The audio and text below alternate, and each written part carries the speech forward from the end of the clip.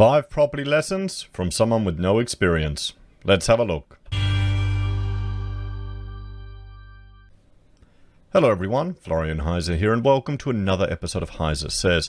Grab your stein of coffee and let's have a look at this opinion piece by Jessica Irvine from The Age. Now, John Adams sent this around to a few people. I think you can imagine how excited he was about this article. And I thought we'd have a look at it. I thought this would be written, 5 things I learned during my first year of home ownership. I thought this would be written by a young millennial. A very young millennial, not someone. I'm one of these borderline ones, but someone much younger than me. But then I went and checked out Jessica's LinkedIn, and she's from the class of 99. So she's graduated high school from the same year that I have. So unless she's super smart and good, she's not only a couple of years around my age. So, okay. So let's have a look at this. Someone approaching their 40s, getting in their first home, right at a property peak. And they're going to share their advice with us. They're going to share 5 things they've learned. So exactly a year ago yesterday, I walked through the doors of what would become the first home I ever bought. Within hours, I made an offer, $870,000 for a 2-bedroom unit within 10 kilometers of the CBD, and the seller accepted. Okay, well, a year ago, we were already well aware of all of the construction issues that happened around with regards to units, particularly around Sydney, but maybe she got a good location. As a single mum, it remains one of the proudest days of my life. It's buying a house one of your proudest days, guys. I think Mina would ask Rachel, what's your proudest day? I think Rachel said getting through uni and surviving that.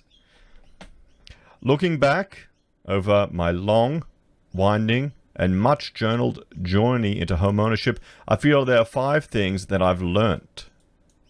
You've only owned a home for 1 year. We're at the top of a property peak, particularly in Sydney. If you bought it 1 year ago, maybe it's gone down a little bit, doesn't really matter.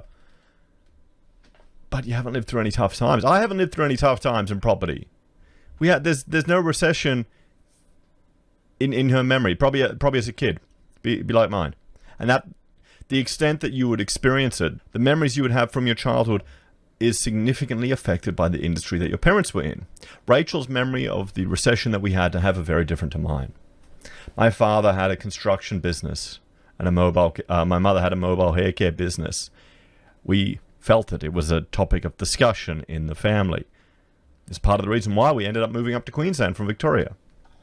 So here we go. You don't need a 20% deposit. Yes, this remains the gold standard for saving, but it proves you have the diligence required to service a mortgage. It can also act as an important buffer should you be forced to sell into a sinking market. However, when property prices are climbing, there is a trade-off between saving a bigger deposit and missing out on potential price gains. And yes, I know that prices can fall too. Okay, this is the thing. You've got people that are being encouraged to jump into the market with government grants to save a 5% deposit. The government grants and government guarantees, they're essentially paying the mortgage insurance for people on a 5% deposit. And I can see the argument here, if it's going to grow, will your ability to save up keep up with the bubble that's inflating in property? It could be a losing game. Turns out banks are more than willing to lend at greater than 80% loan-to-value ratios. Of course, if you do so, they'll also happily sting you with about $10,000 for lenders' mortgage insurance to protect themselves, not you, if you can't pay up. There you go. It is a bit of a con, this LMI. It is just... Okay, so insightful advice here. You don't need 20%. Choose your parents wisely. It's a sad fact that Australians with wealthy parents can have an easier ride into home ownership. I hate this, but I also swallowed my pride sufficiently to access the bank of mum and dad and have them go guarantor on my mortgage. Guarantor. Oh, I hate this. I hate the fact that people are getting their parents to go guarantor. on mortgages. Now, in all honesty, my parents have gone guarantor on a mortgage with me, but it's very different. Rachel and I bought a fifth of their property so they could get some equity from it and, retire a little bit easier. And that was, that's what we did to help take care of them so they didn't have to sell. And we didn't make any money on the property in that time. But, it was a good way just to force us to stick the cash there and pay that off. It wasn't much to service. But that's a little different than getting them to be guarantor on your property that you're buying. They're putting it at risk.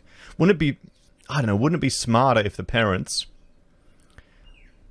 just get a loan and chuck some money at the kids? Because then their house isn't at risk. They just have to worry about servicing their, 50 grand loan or something? 20 grand loan? Gets the kid a higher deposit, maybe even bump them up so they get at the LMI, and then you just need to service a loan like that, which, you should be able to quite easily if you're still working, or if not, you can find other ways. But then you're not tied into a $870,000 mortgage. What do you think, guys? What do you think would be better? If you want to help out your kids, what would you suggest people do?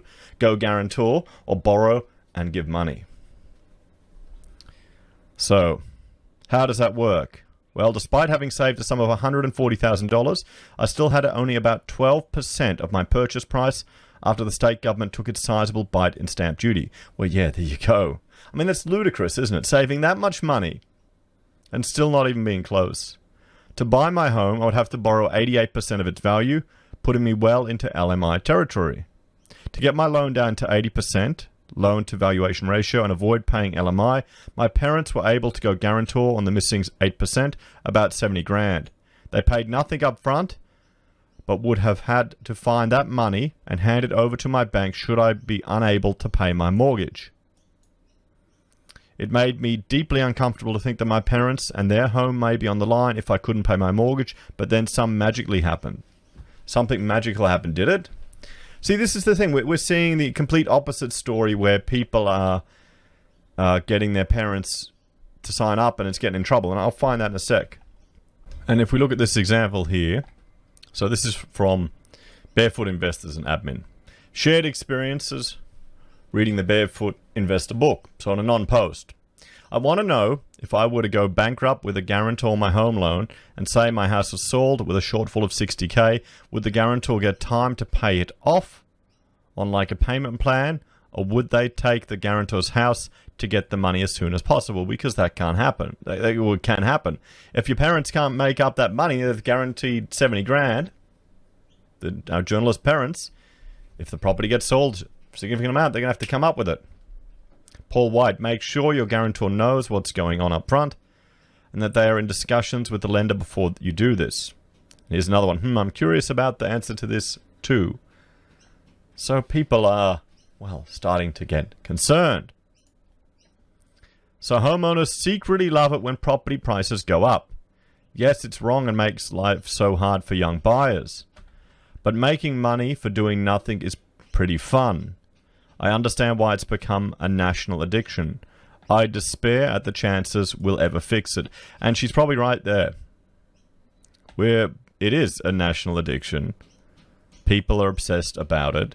You see that valuation go, oh wow, I've doubled my money. I'm an investment genius. Nah, you're just probably lucky. You just probably got lucky. You jumped on at the right time and you jumped off at the right time. In the months after I bought, property prices started rising again, thanks to a combination of interest rate cuts and relaxed lending rules. I had my home revalued by the bank in the early days of the pandemic, and it came back at a valuation of $910,000. My initial loan of $767,000 now represented just 84% of the value of the property. I was already halfway there towards discharging my parents from their guarantee. If I just had to find another 23 grand in addition to the 16,000 I'd already paid off my mortgage, to pay my loan down to 728,000 and get just under the 80% loan to value ratio. Yeah, but what happens if prices adjust again? Thanks to my new penny pinching lifestyle, I did it. I discharged my parents from their guarantee after only 6 months. Another moment of immense gratitude and also pride. Well, good on her. Good on her. That is encouraging, an encouraging lesson to see here. You know, that they helped her out, and she got him out of out of that responsibility. Of course, falling property prices could easily have had the opposite effect, meaning it would take much longer to get down to 80% LVR. Yes, and that's exactly it. I mean, this article's just written now. We've seen some investors start to take 15% losses on their properties. So it's starting to happen, particularly in apartments and units in Sydney and around the CBD. So we'll have to revisit this article in a year's time. So I was doubly lucky both in my choice of parents and my purchase timing. Yeah, well, she's right. It was just luck. At least she's not saying, I'm going to sell a course on how to do this property investing master course. So it's good there. You can probably live on less than you think. Last year, a judge in the now famous Shiraz and Wagyu judgment found that a person's current living expenses were not the best guide to a person's ability to service a mortgage. Why? Because while a person may currently enjoy consuming Shiraz and Wagyu steak, they're perfectly capable, once shackled to a monster mortgage, of tightening their belts and living a more frugal lifestyle. In reality, banks largely assess your ability to service a loan against a household expenditure measure, which calculates the basic living costs of different household types. Well, see, this is where we're screwed. Because we're a family of what, 2 parents and 5.1 children. So any bank assesses us against the household expenditure measure, and they think our expenses are insane. When, you know, the more kids you just chuck on the heap, it doesn't really blow your costs out that much. There's actually benefits in being more cost effective, you know, and having a whole lot of them. I mean, some kids will only get hand-me-down clothes, but you know, they don't know any better. By the time they know better, then they're old enough to get a job.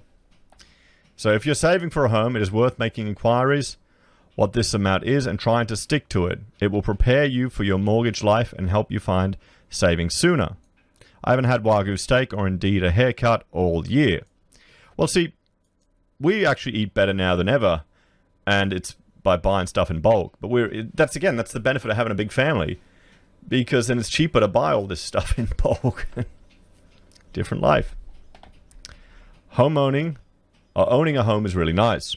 Looking back, I have no regrets about buying. Well, of course not. The market's gone up.